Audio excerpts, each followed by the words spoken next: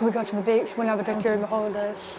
14-year-old Frankie is one of 5,000 children and young people desperate to be seen at NHS England's 2 new gender clinics.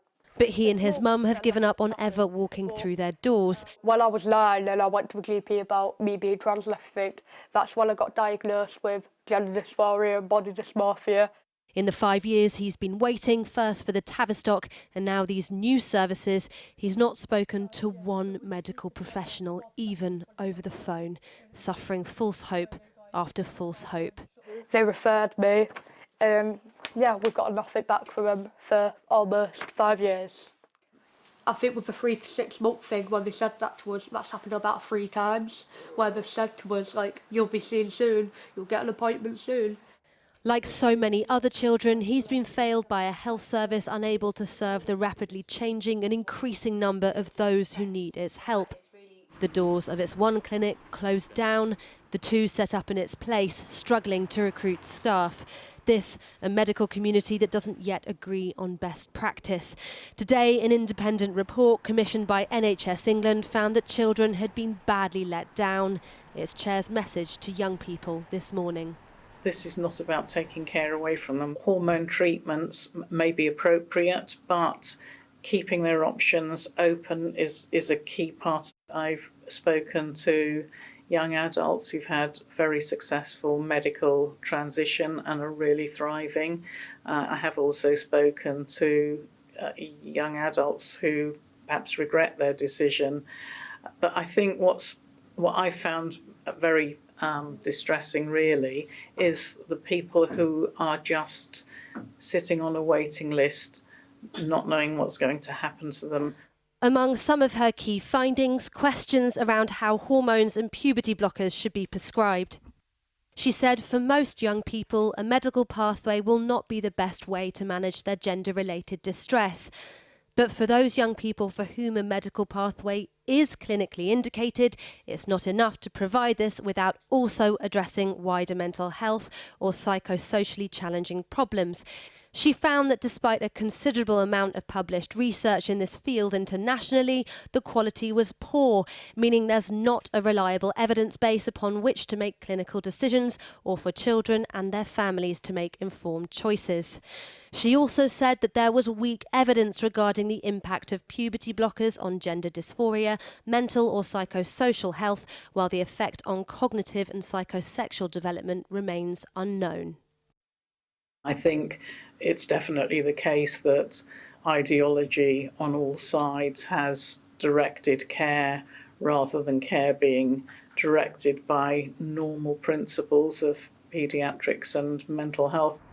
This all began at the Tavistock Trust in London and its gender clinic for under 18s, the only one in England and Wales, which opened in 1989. The report found, though, that in the last 15 years, the number and demographic of its referrals have changed rapidly, going from 50 to thousands each year, and from predominantly birth-registered boys presenting in childhood to adolescent birth-registered girls, many with complex needs.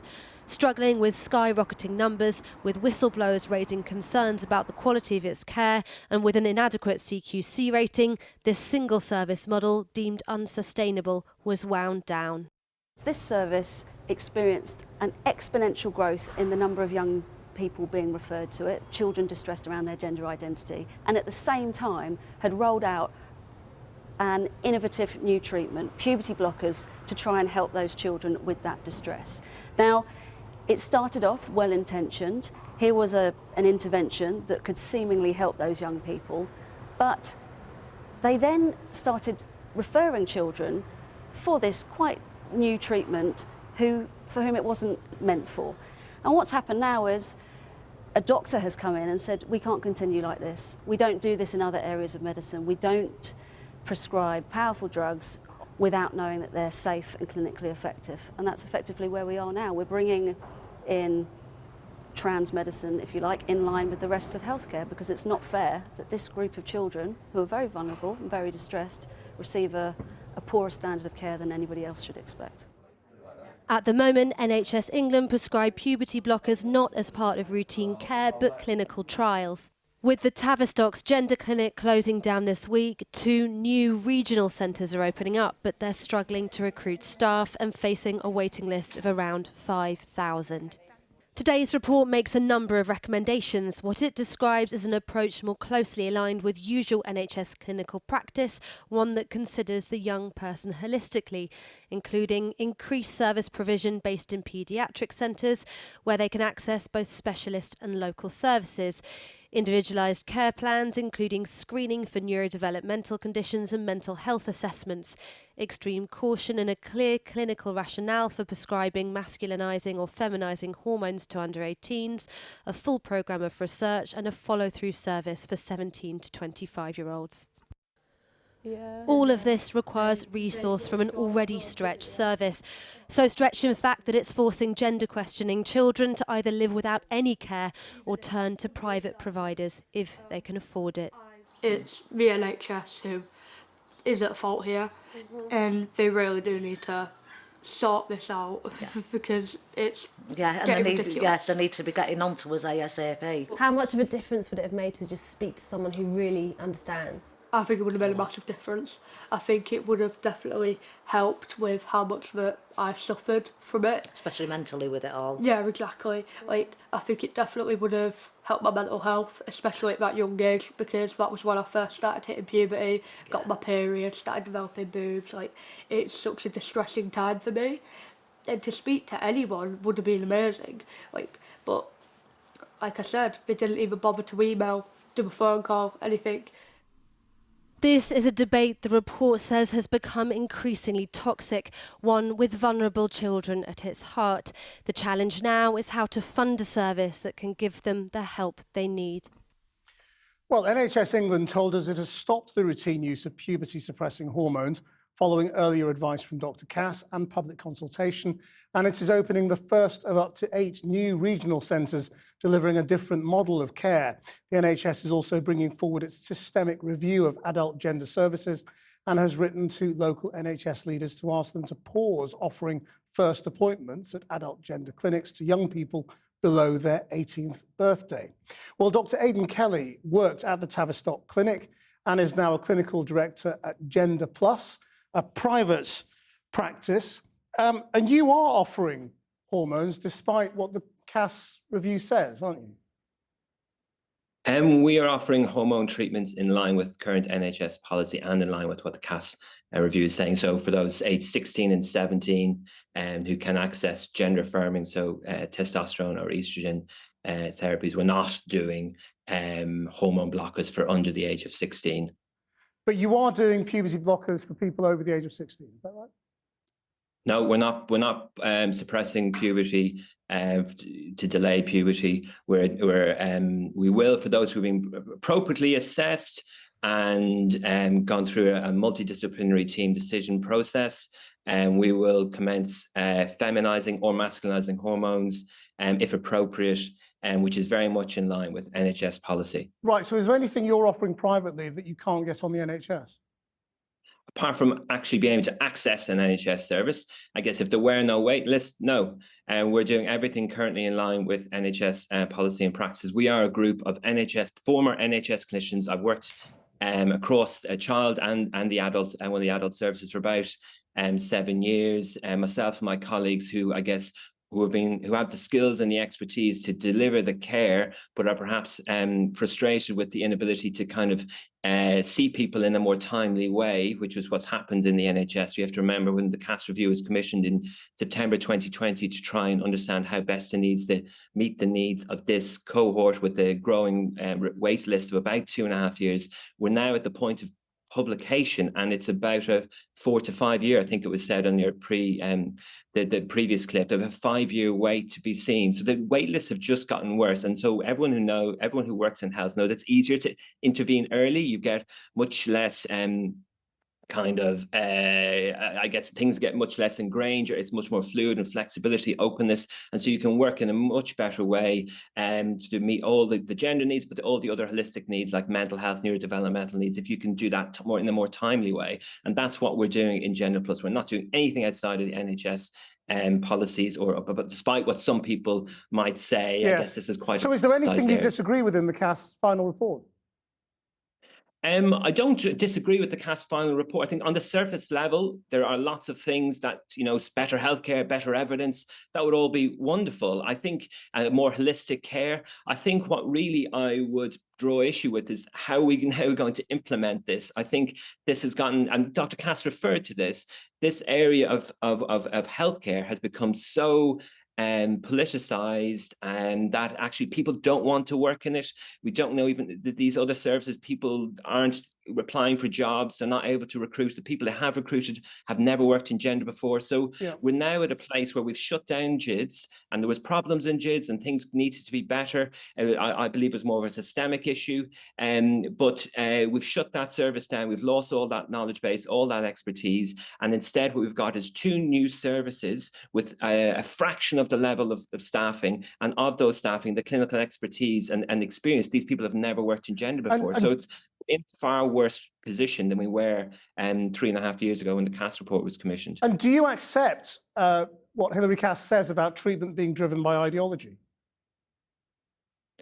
I guess I can only speak about my practice, and I guess that we don't believe that ideology is any place in any medical care. But you worked in the Tavistock. Do you accept that it was being driven by ideology there? Do I accept that? Listen, I don't know. I don't agree that the service was led in an ideological way. I think many psychological and mental health related issues have social factors. And so to say that we're immune from our social environment or our culture and context would be naive. And so there certainly have been influences, but I don't think it was driven and led in that sort of way, no. Well, thank you very much indeed for joining us. Now, Dr. David Bell served as a staff governor at the Tavistock Trust and wrote an internal report in 2018, raising concerns brought to him by colleagues about the way the Gender Identity Development Service was treating patients. Do you think that ideology was driving treatment? I don't only think it. I think that's a clear fact. It's also clearly stated in the Cass final report, and it was also mentioned in her interim report. But maybe we need to unpack what that means. What it means is that the ordinary canons of clinical care, the need to maintain neutrality, the need to maintain a certain distance, the need to take a holistic approach and think of a child in the narrative of their life and their cultural and social links and their family, all that was abandoned for a form of, in inverted commas, care, which Aidan didn't mention, called affirmation. Affirmation means if a girl comes along and says, I can't stand being a girl, I need to be a boy, you affirm that and agree. That's a totally inappropriate clinical stance. And Hilary Cass has underlined that many times. And that's an example of ideology, namely a kind of claimed human rights agenda, capturing what should have been a clinical domain. But Aidan Kelly also pointed out the lack of resource now, that you have thousands of children, by which I mean under 18s, on the current waiting list. The service has effectively been sort of shut down and is now being sort of moved into this new idea of regional multidisciplinary clinics. I mean, isn't the reality that this is going to take years and years to sort out for patients? It's going to take time to sort out, but just to come back to one thing before I answer that question, is that it's a huge step ending a treatment that was doing harm. And I didn't hear Mr. Kelly say any regret about the damage caused to generations of children through this contamination by ideology, putting children on a treatment that is largely irreversible, that has long-term serious consequences that we're still finding out about. And what the Cass report does, it details step by step, each step at which the GID service had evidence, turned away, had complaints, turned away. So that is the most terrible chapter. In terms of your main question, of course it's going to take time. And that's going to push people into the private sector or to order their own drugs online. I mean, this could get worse. Well, I think what will happen, you see, one of the things that Cass said in her report, and I think this is a very important point, and funnily enough, it was made by the judges in the Kira Bell case, in their summing up, is that when you provide a service that has puberty blockers, because the trouble with GIDS, it was a gateway to puberty blockers. It wasn't a clinical service. In fact, the director said to me that it wasn't a clinical service. So it was a gateway. And by having that gateway and having that service and all that was going on socially, culturally, the increase in referrals rose from about 100 to 3, 4, 5,000. So why does that happen? For many reasons, sociocultural reasons, but also the provision of service, the flagging up, we can give you puberty blockers, attracts people thinking wrongly this is a way to access treatment. I think as the culture changes and as there's a drive to holistically assess these children and to delay and explore and have a proper kind of psychotherapeutically oriented intervention, I think the demand will drop. But still, there will be people on the waiting list.